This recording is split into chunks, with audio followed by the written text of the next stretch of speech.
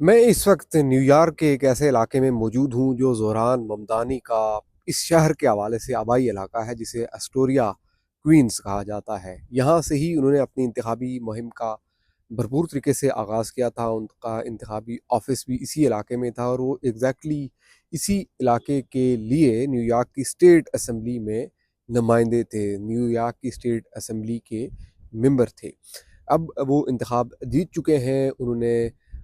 50% سے زائد ووٹ لیے ہیں، اور ان کے سب سے بڑے جو حریف تھے، جو کہ انڈیپینڈنٹ کینڈیڈیٹ تھے، جنہیں امریکی صدر ڈونلڈ ٹرمپ کی بھی حمایت حاصل تھی، وہ اینڈریو کومیو تھے۔ انہیں جو ہے وہ 40% کے لگ بھگ ووٹ حاصل ہوئے، اور جو ریپبلکن امیدوار تھے حیران کن طور پر، کیونکہ ریپبلکن حکومت ہے، اس کے باوجود انہیں جو ووٹ مل پائے ہیں وہ 10% کے آس پاس ہیں۔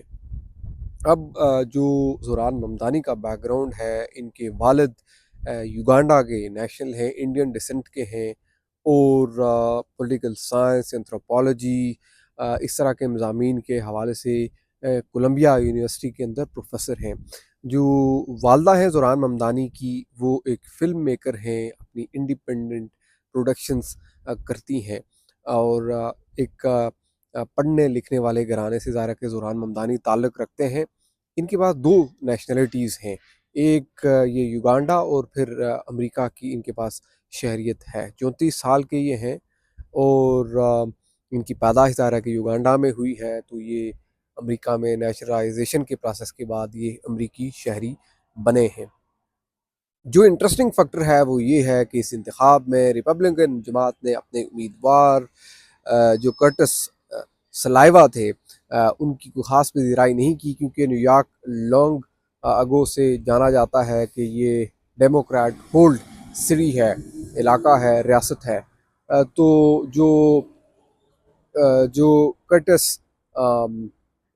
سلائیوا تھے، وہ ایک رائٹ ونگ کا نان گورنمنٹ آرگنائزیشن، جسے کرائم پریونشن آرگنائزیشن کا نام بھی انہوں نے دیا تھا، ایک رائٹ ونگ کا ایک گروپ چلاتے تو جو کبھی نیو یارک کی میٹروز میں، سب ویز میں گشت کرتا تھا کہ ہم جرائم کا خاتمہ کر رہے ہیں، اور ایک رائٹ ونگ کا پوڈ کاسٹ نیٹ ورک بھی چلاتے تھے۔ جو دوسرے کینڈیڈیٹ تھے، انڈیپینڈنٹ کینڈیڈیٹ، حیران کن طور پر جنہیں صدر ٹرمپ کی حمایت حاصل تھی، جو 2011 سے آنورڈ 2021 تک نیو یارک ریاست کے گورنر بھی رہ چکے ہیں، یعنی کہ اینڈریو کومیو، وہ جو ہے خاصے حد تک مقبول تھے، سینئر تھے، لیکن اس کے باوجود ممدانی کی الیکشن سٹنٹ